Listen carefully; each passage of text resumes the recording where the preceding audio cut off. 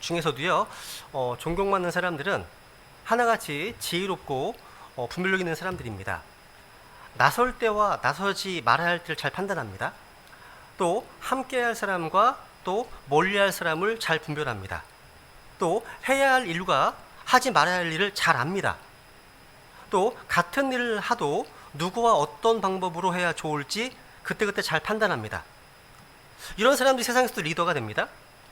근데 이런 세상적인 분별력보다 더 높은 차원의 영적 분별력이 있습니다. 목회자로 살아오면서 이제 여러 성도들과 사역자들을 이제 만나게 되는데요. 가정이나 직장 그리고 교회 생활에서 풍성한 삶, 복된 삶을 사는 사람의 공통점이 있는데 그분들은 영적 분별력을 가지고 있다는 겁니다. 외모나 학벌, 타고난 점이 좀 부족하고 또 물려받은 재산이 별로 없어도 영적 분별력이 있는 사람들은 풍성한 삶을 살아간다는 겁니다. 이 영적 분별력은요, 단순히 신앙 좋다는 말로 표현이 안 돼요. 사람들은 교회에 신실하게 잘 참석을 하고 복음도 열심을 내고 교회에서 이런저런 봉사를 잘하면 신앙 좋은 사람이라고 쉽게 평가해 버리는데 영적 분별력은 겉으로 보이는 모습 그 이상의 것입니다. 한마디로 하나님의 눈, 하나님의 지혜로 모든 것을 보고 결정할 수 있는 능력입니다. 오늘 보면 12절에 보십시오. 12절 보시면 한번 읽어보겠습니다. 시작. 그런데 우리가 세상의 영을 받지 아니하고 하나님으로부터 난 영을 받았으니 이것은 하나님께서 우리에게 값없이 주신 것들을 우리가 알게 하려 함이라. 앞에 보시면 우리가 세상의 영을 받지 아니하고 하나님부터 난 영을 받았다라고 말씀하고 있습니다. 단순히 세상 지식으로 어떤 자기의 경험으로 인생을 보는 게 아니라 하나님으로부터 난 영, 성령의 눈으로 사람을 보고 교회를 보고 세상을 봅니다. 그래서 그냥 분별력이 아니고 영적 분별력인 것입니다. 근데 이것은 하나님께서 우리에게 값없이 주신 것들을 우리가 알게 하려 함이라 말씀하고 있죠. 그러니까 하나님께서 성령을 주신 이유는 하나님께서 우리 값없이 주신 것들을 알게 하기 위함입니다. 하나님의 영이 없이는 그 누구도 하나님께서 우리에게 값없이 주신 것들을 알 수 없습니다. 여기 값없이 주신 것, 주목해 보세요. 값없이 주신 것들. 하나님께서는요, 에덴 동산에서부터 모든 것을 값없이 주셨습니다. 창세기 2장 16절에 보시면 동산의 모든 남은 것은 네가 마음대로 먹어도 되지만 마음대로 값없이 먹어도 되지만 똑같은 말입니다. 그죠? 그러니까 모든 것을 값없이 주셨기 때문에 삶을 값없이 먹을 수 있습니다. 흔히 사람들은요, 세상에 공짜는 없다, 이런 말을 거의 진리처럼 이야기합니다. 그런데 주님께서는요, 모든 것은 값이 없다, 공짜다, 이렇게 선포하십니다. 하나님의 말씀입니다. 우리가 구원받은 것도 읽어볼까요? 시작. 그리스도 예수님 안에 있는 구속을 통해 하나님의 은혜로 값없이 의롭다고 인정받았느니라. 값없이 받았습니다. 구원도. 그죠? 또 하나님께서는요, 목마른 자들에게 생명수의 샘에서 값없이 주십니다. 누구든지 와서 값없이 먹고 마시라는 것이 우리 주님의 초청입니다. 여러분, 값없이 주신 것을 값없이 받는 것이 구원입니다. 그게 은혜예요. 이 세상에는 공짜가 없을지 몰라도 하나님께는요, 구원뿐만 아니라 모든 것이 은혜이고 공짜입니다. 이걸 누리는 사람들이 영적인 백만장자인 거죠. 그죠? 로마서 8장 이런 말씀도 있습니다. 32절 읽습니다. 시작. 자신의 아들을 아끼지 아니하시고 우리 모두를 위해 그분을 내주신 분께서 어찌 그 아들과 함께 또한 모든 것을 우리에게 값없이 주지 아니하시겠느냐. 와. 결국 성령을 통해서 하나님께서 우리에게 알게 하시고자 하는 것이 바로 이것입니다. 그 아들과 함께 또한 모든 것을 우리에게 값없이 주지 아니하셨느냐. 여기서 우리가 알아야 될 것들입니다.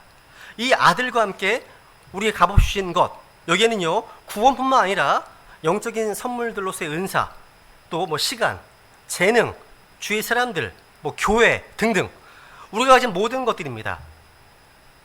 이런 것들을 알게 하시기 위해서 성령님을 주셨다는 거죠. 근데 이런 것들을요, 우리가 영적으로 분별하지 않으면 하나님 주신 것에 감사하지 않고 하나님의 왕국을 잘 사용하지 못하게 됩니다. 그러면 이제 본론으로 들어가서요, 영적 분별력의 종류를요, 오늘 4가지로 보려고 하는데요. 첫 번째로 거짓의 영을 분별해야 됩니다. 거짓의 영, 따라해 보실까요? 거짓의 영 분별하기. 이 마지막 날들 라오디케아 교회 시대 안에는요, 이런 거 많잖아요.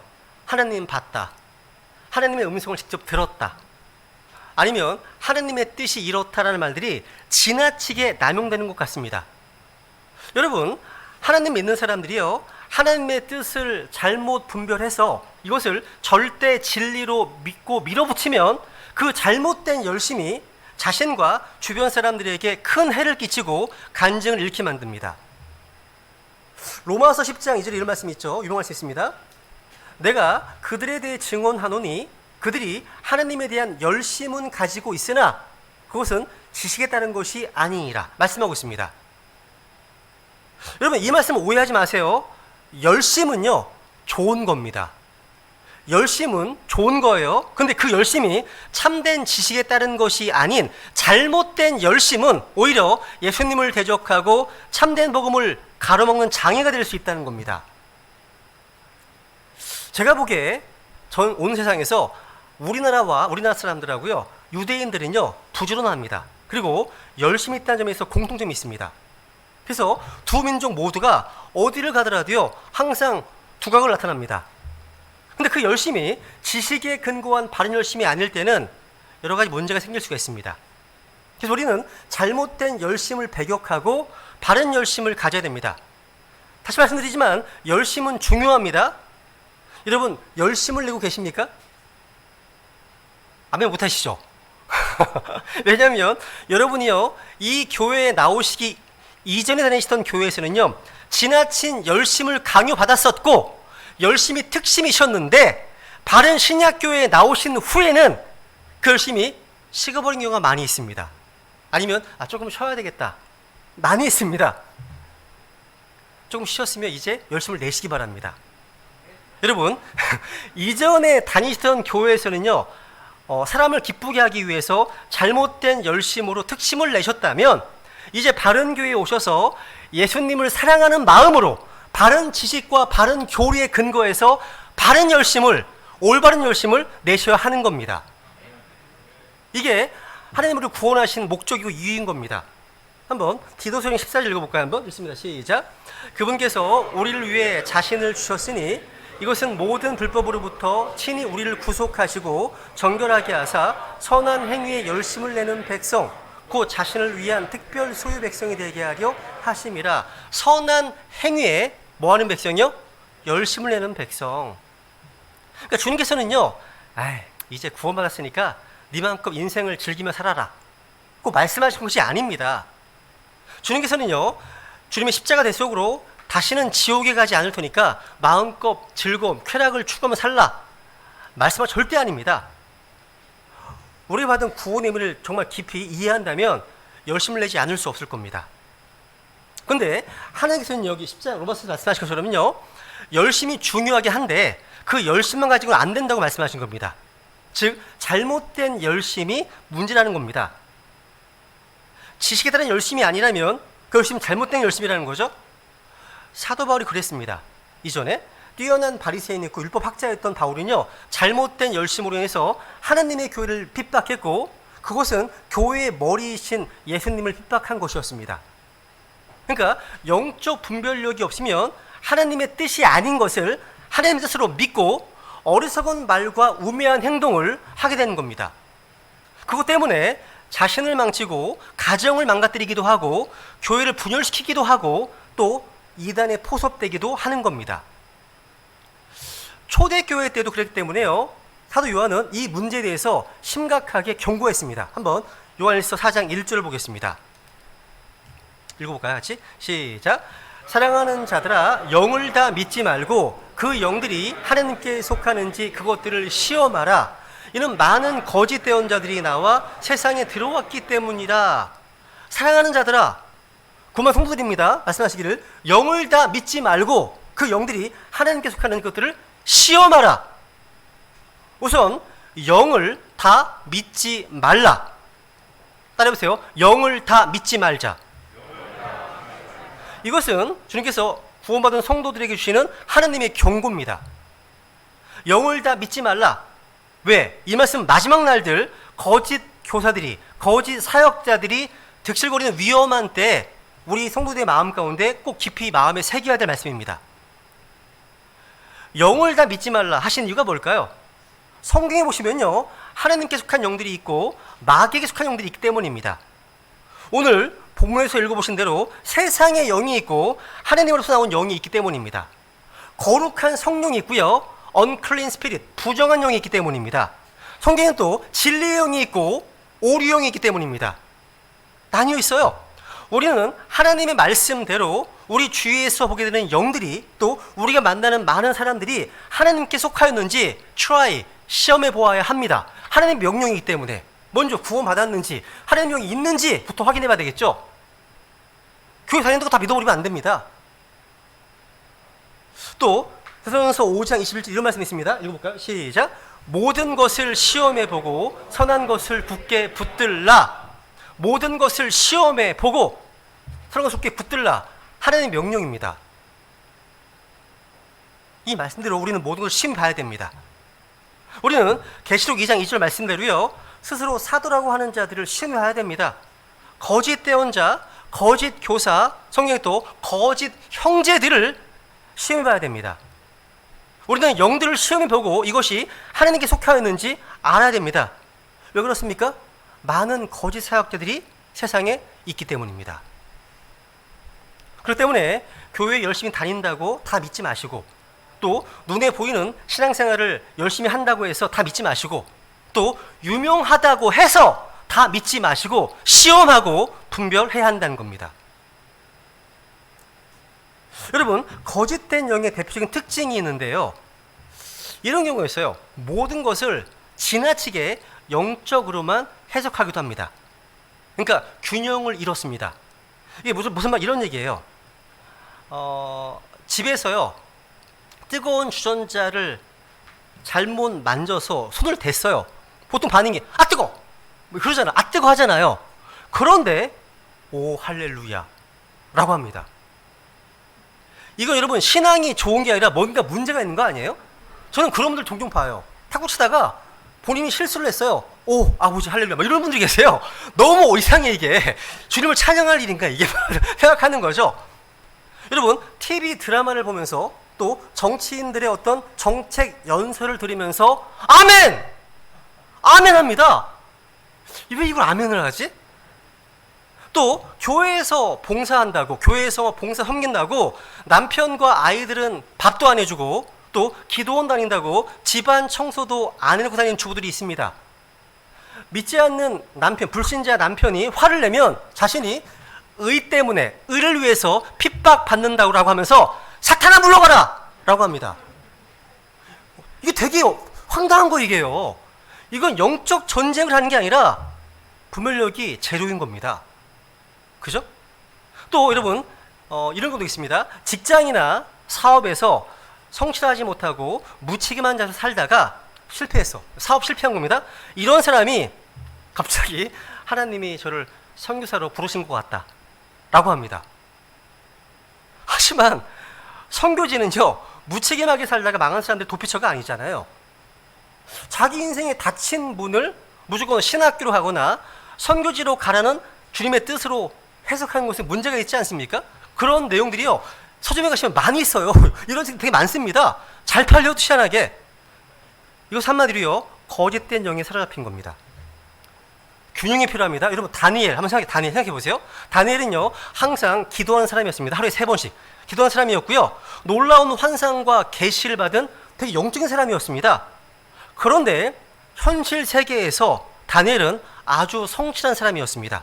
정시에 출퇴근하고 단정한 모습으로 자기가 맡은 고위직 공무원의 역할을 탁월하고 겸손하고 성실하게 해냈습니다. 영적 분별력은 이렇게 균형이 있다는 겁니다. 지금 이게 건강한 신앙생활이죠. 아무리 성경을 많이 알고 성경을 많이 한다 하더라도요, 가정을 잘 돌보지 못하고 불성실하게 직장생활하고 시험에서 부정행위를 하고 사업하면서 남을 속이고 삶에서 거룩함의 열매를 잃어버렸다면 그것은 하나님의 영 인도하심이 아닌 겁니다. 여러분, 이단들을 보면 대부분 가정을 분열시키고 성적으로 문란합니다. 신도들에게 재산을 바치라고 강요하면서 정작 자기들의 재정 문제는 불투명하고 지저분합니다. 그리고 특징이 또 뭐가냐면 말과 어떤 행동이요 굉장히 강압적이에요. 폭력적입니다. 그런 걸 많이 보게 돼요. 이단이 아니라도요 영적 분별력을 잃어버리면요 입으로는 그럴듯하게 말하지만 실제 삶에서는요 돈 문제, 이성 문제를 일으키고 가정을 잘 돌보지 않고 법 질서를 너무 쉽게 무시해버립니다. 그러니까 무슨 얘기냐면 자기는 하나님의 자녀니까 이 세상 법은 무시해도 된다는 겁니다. 이거 황당한 거죠. 균형을 잃은 겁니다. 우리는 하나님의 자녀이면서도 이 세상에 살고 있는 시민입니다. 시민으로서 법 질서를 잘 따르는 모범 시민이 돼야 되겠죠. 성경이 말씀하시는 겁니다. 아무리 선교 이야기하고 하나님에 대해 이렇게 뭐 저렇게 얘기한다 하더라도 삶에 간증이 없다면, 거룩함이 없다면 이거 진리의 영이 아니죠. 그러니까 하나님의 영으로 충만하다면 우리의 삶과 인격이 깨끗해야 하는 겁니다. 근데 우리는 이 거룩이라는 시각으로 영 분별을 해야 되는 겁니다. 에스겔서에 이런 말씀이 있어요. 한번 에스겔 44장 23절 읽어볼까요? 시작. 또 그들은 내 백성에게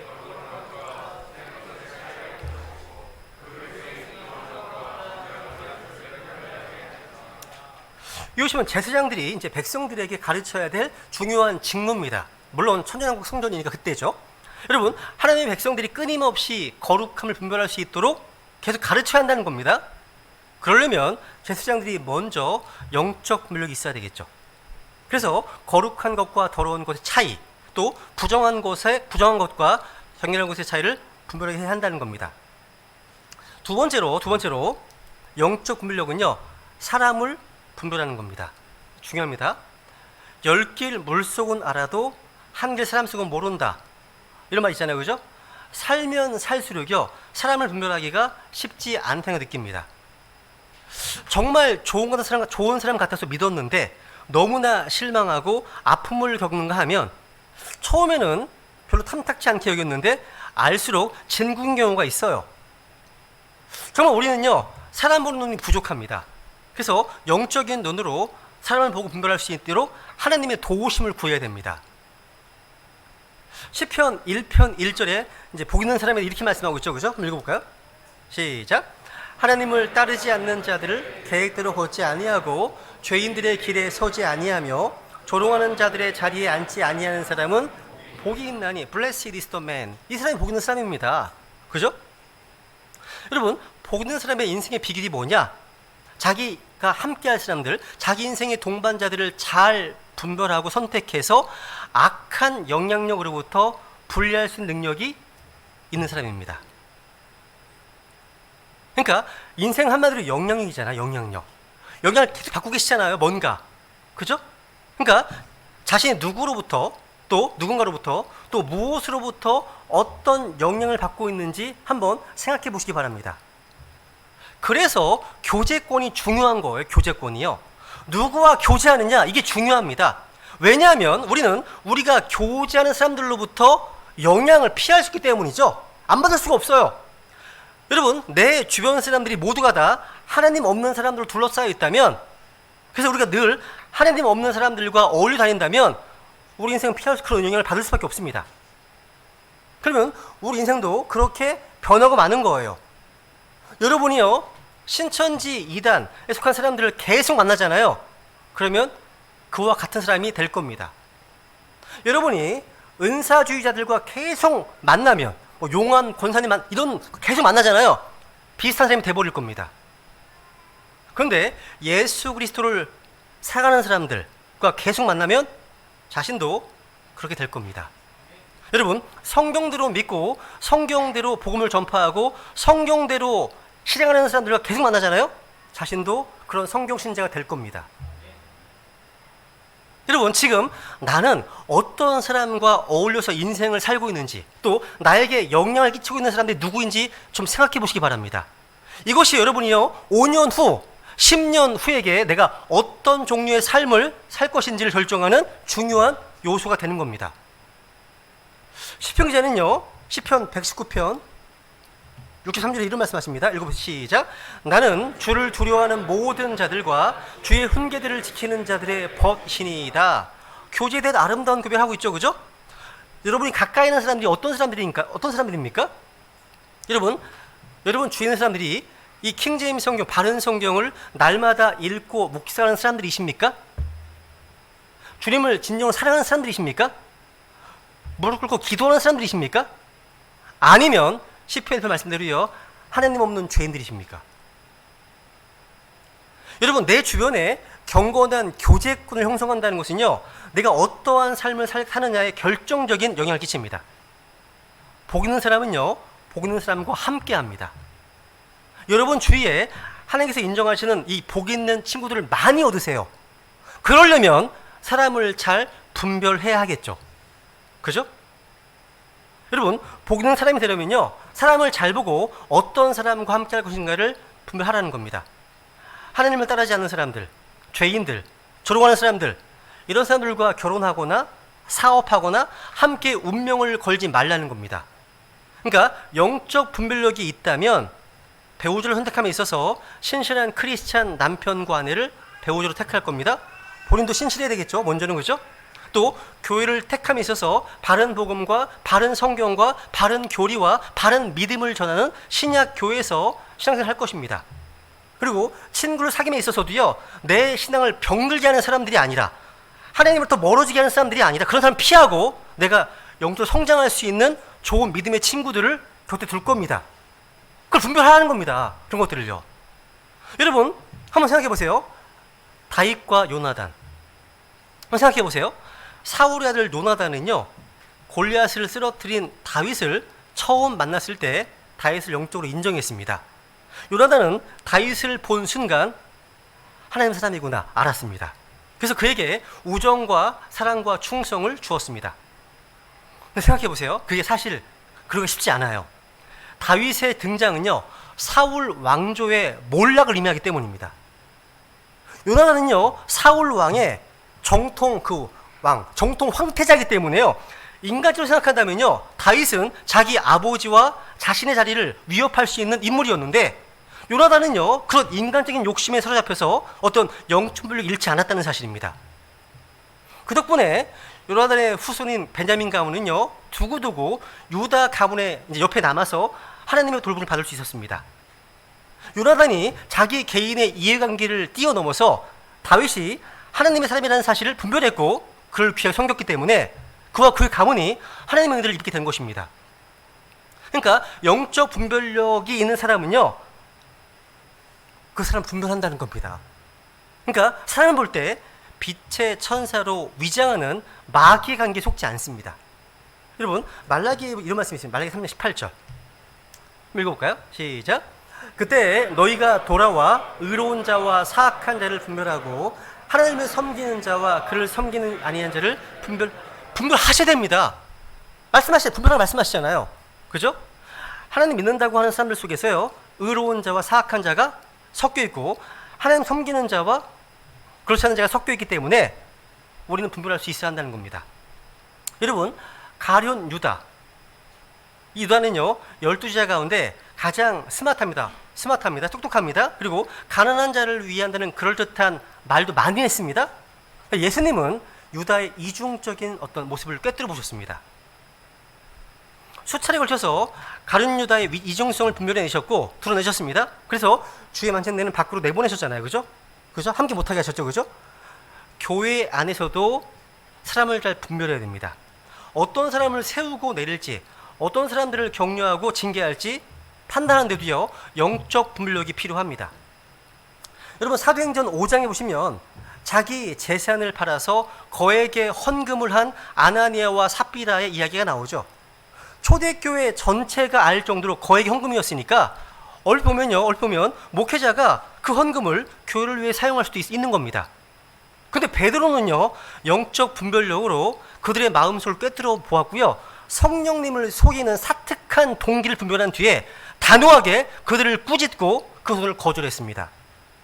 하나님은 아나니아와 삽비라를 부부를 즉시 죽이셨고, 이 사건은요, 초대교회 전체의 거룩함을 세우는 계기가 되었습니다. 헌금이라고 다 헌금이 아닙니다. 하나님께 드리는 돈도요, 받아야 될 돈이 있고 받지 말아야 될 돈이 있습니다. 또 헌신한다고 다 하나님 사람이 아닙니다. 이런 것들을 판단하는 건 역시 영적 분별력입니다. 특히 교회에서 누군가를 세울 때 겉모습으로 성급하게 판단하지 말아야 됩니다. 우리는 너무나 쉽게 겉모습만 보고 사람을 판단하는 경향이 있습니다. 근데 이게 저희만의 실수가 아닙니다. 평생을 하나님과 함께 걸어온 사무엘도, 하나님의 사람 사무엘도요, 이런 실수를 할 뻔했습니다. 사무엘상 16장에 보시면요, 사무엘이요, 하나님의 명령으로 이세 아들들 가운데 하나를 이제 미래의 이스라엘 왕으로 택하고 이제 기름 부으려고 이제 갑니다. 그때 사무엘이요, 늠름한 엘리압을 보고서, 장남이었죠, 그죠? 엘리압 보고서 속으로 이 사람이구나, 이 사람이 하나님 택하신 사람이구나 생각했다가 주님께 꾸중을 들었습니다. 이렇게 보세요. 한번 사무엘상 16장 7절입니다. 읽습니다. 시작. 주께서 사무엘에게 이르시되 그의 용모나 키의 크기를 보지 말라. 내가 이미 그를 버렸노라. 주는 사람이 보는 것처럼 보지 아니하나니 사람은 겉모습을 보나 주는 마음을 보느니라 하시니라. 와. 충격을 받은 사무엘은요, 이세 일곱 아들들 다 볼 때까지 아무 말도 안 하고 하나님의 인도하심을 기다리며 침묵했습니다. 마침내 그 자리에 없었던 막내 다윗을 불러와서야 하나님이 말씀하셨고 그때 그의 기름을 부었습니다. 그러니까 사무엘과 같은 하나님의 사람들이요, 잠깐 기도 안 하고 방심하면 인간적으로 사람을 판단할 수 있습니다. 그러니까 영적 분별력을 잃어버린 것은 순식간입니다. 기도 안 하고 사람을 보면요, 그 중심이 아니라 겉모습을 보게, 겉모습, 외모를 보게 된다는 거죠. 오늘날 교회에서도요, 기도 안 하고 영적으로 긴장하지 않아서 겉모습만 보고 성급히 사람을 세워서 낭패 보는 케이스들을 많이 듣습니다. 기독교 잡지에서 제가요 많이 봅니다. 너무 많습니다. 그래서 사람을 분별할 때 기도를 많이 해야 됩니다. 성령 충만한 눈으로 사람 분별해야 되겠죠, 그죠? 세 번째로 이제 자신의 영적 상태를 분별하는 것이 중요합니다. 신명기 32장 28절 29절 읽겠습니다. 신명기 32장 같이 읽어볼까요? 시작. 이는 그들이 분별 없는 민족이며 그들 안에 깨달음이 없기 때문이라. 그들이 지혜가 있어 이것을 깨닫고 자기들의 마지막 끝을 깊이 생각하였더라면 얼마나 좋았을까. 여기서 말하는 그들은요, 이방인들이 아닙니다. 이스라엘 백성입니다. 훗날 하나님을 버리고 우상 숭배하다가 타락할 이스라엘 민족, 그로 인해서 멸망당할 이스라엘 백성에 대한 예언입니다. 이들은 약속의 땅으로 들어가서 이제 풍요를 누리게 됩니다.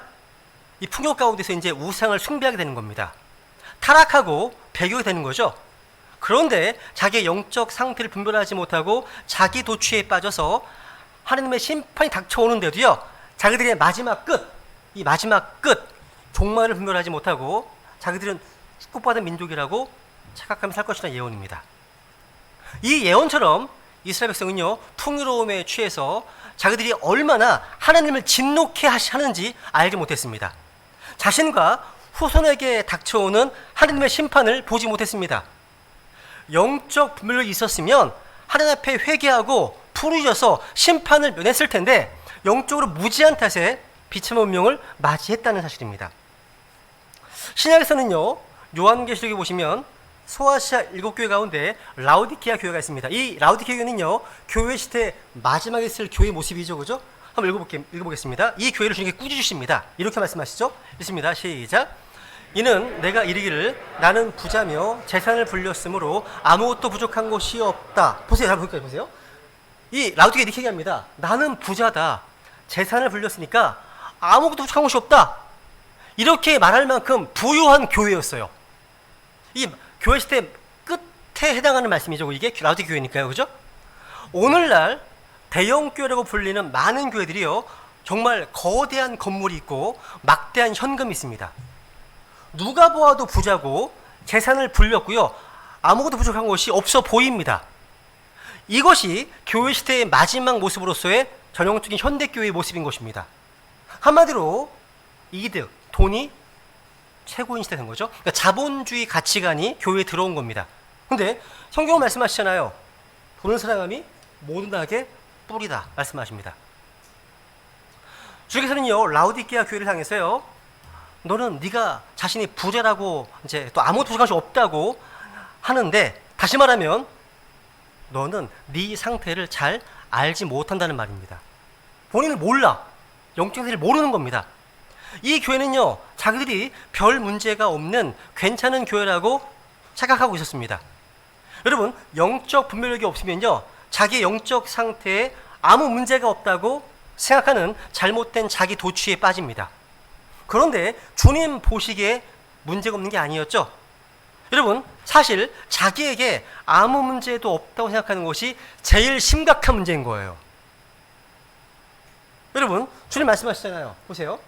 이렇게 얘기하는데 주님 말씀하십니다. 네 비참한 것과 가련한 것과 가난한 것과 눈먼 것과 벌거벗은 것을 알지 못하기 때문이라. 몰라요. 그러니까 문제가 없는 게 아니에요. 뿌리까지 썩어 있는 문제투성이의 모습이었습니다. 저는 우리 교회가 이렇게 될까 봐 너무 두렵습니다. 저는 우리 교회가 필라델피아 교회가 되길 원합니다. 서머너 교회가 되길 원합니다. 주님께서는요 착각을 버리고 열심을 내 회개하라고 말씀하셨습니다. 여러분, 우리는 어떻습니까? 자신의 영적 상태가 아무 문제 없다고 생각하십니까? 잠잠히 주님 앞에 엎드려서 성령님께서 우리의 내면과 우리의 삶을 종합 검진하시게 한번 허락하십시오. 한번 체크해 보세요. 영적 건강 검진 목록표 가지고요. 제가 언제 주님 허락하시면 한번 그 시리즈로 다루려고 하거든요. 영적 건강 검진에 대해서 한번요. 뭐 여러 가지 얘기 있겠죠, 그죠? 이런 거죠. 당신은 하나님을 향한 목마름이 있으십니까? 하나님을 향한 갈망, 사모가 있느냐 묻는 겁니다.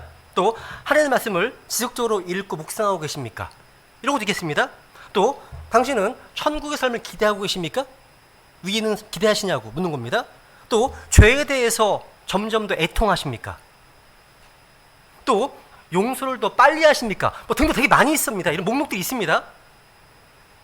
이런 거 체크해 보면요, 엄청 부족하고 내가 좀 많이 문제가 있구나 깨닫게 됩니다. 여러분, 건강검진을 받으면요 건강하다고 생각하는 사람에게서 종양이 발견되기도 하고 생각지도 못한 곳에서 질병을 발견하기도 합니다. 우리가 만약 지금 천국병원에서 영적 종합건강검진을 받으면 어떤 거가 나올지 궁금합니다.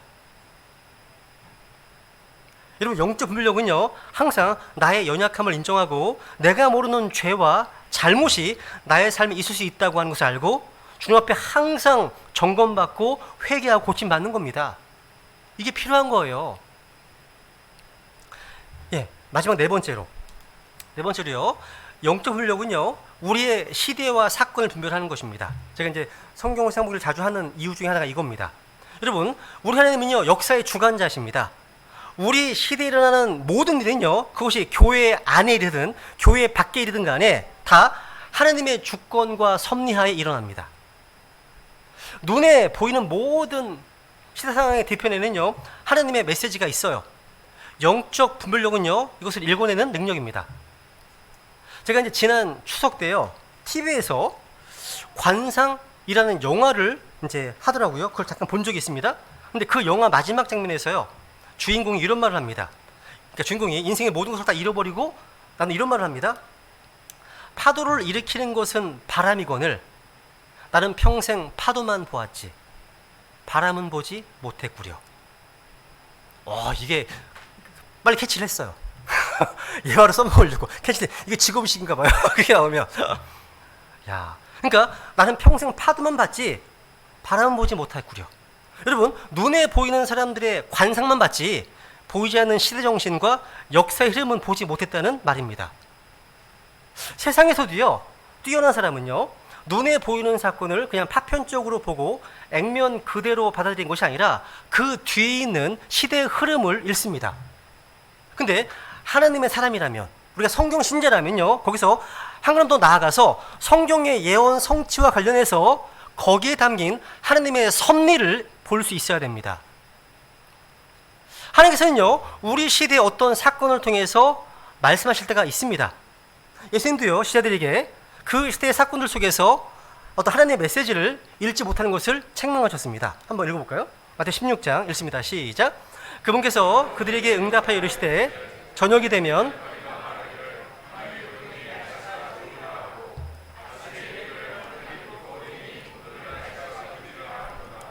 오 너희 위선자들아, 너희가 하늘의 모습은 분별할 수 있으면서 시대의 표적들은 분별할 수 없느냐. 와. 최근에요, 미국 여러 개 줍니다. 미국 안에서 코로나 팬데믹의 책임이 유대인들에게 있다고 주장하는 반유대주의 전단지가 정말 대량으로 발견되었습니다. 이 전단지는요, 반유대주의 단체였던, 이게 어떻게 말하면 모르겠어요. 고임 디펜스 리그니까 고임 방위 연맹, 그러니까 이런 데서 살포한 것인데요, 미국의 수많은 주에서 발견됐습니다. 이 전단에는요, 코로나 관련된 모든 전파는 유대인과 연관되어 있다, 유대인의 책임이다, 이런 내용이에요. 이것은 유대인들이요, 미국에서조차도 표적이 되고 있다는 것을 보여주는 일입니다. 반유대주의 확산이죠. 여러분, 유대인을 공격하기 위해서 코비드 전염병을 비난하는 동시에 코비드 역병이 유대인 때문이라고 유대인을 비난하고 있습니다.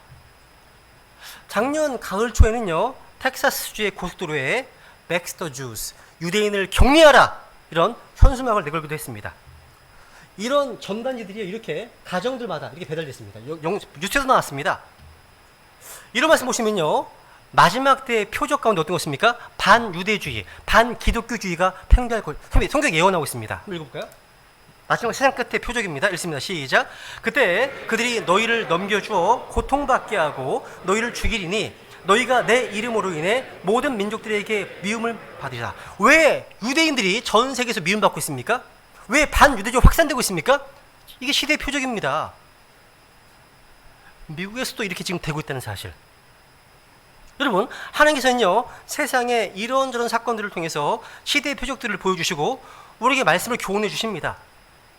여러분, 과거에요, 미국에 큰 충격을 이제 몰아넣었던 9.11 테러 사건 뒤에는요, 하나님에 대한 사랑을 잃어버리고 영적으로 배교해버린 미국이 주시는 하나님의 경고 메시지가 담겨 있었습니다.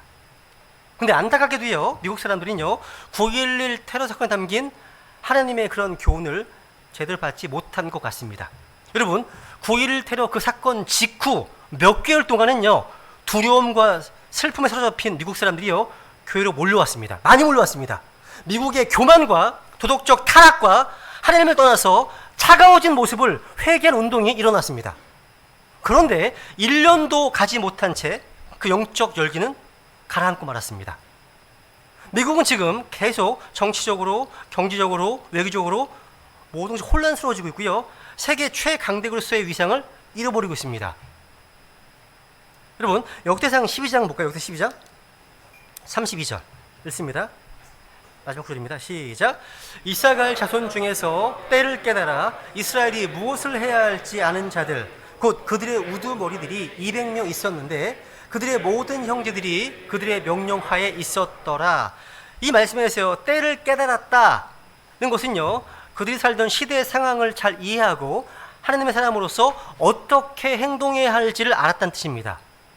그 시대를 하나님의 눈으로 보고 어떻게 행해야 하는지를 알았던 이사갈 자손들이었기 때문에 하나님은 그들을요, 형제들의 우두머리들이 되게 하셨고 그들의 명령하에 있게 하셨습니다. 우리도 그렇게 돼야 됩니다. 주위에서 일어나고 있는 크고 작은 사건, 사고를 접할 때 그냥 세상의 눈으로만 보지 마시고 이 말씀을 연구하고 묵상하는 가운데 성령님의 눈으로 바라보시기 원합니다. 하나님께서 그 사건들을 통해서 우리에게 말씀하시고자 하는 것이 굉장히 많습니다. 너무 많습니다. 매일매일 쏟아집니다.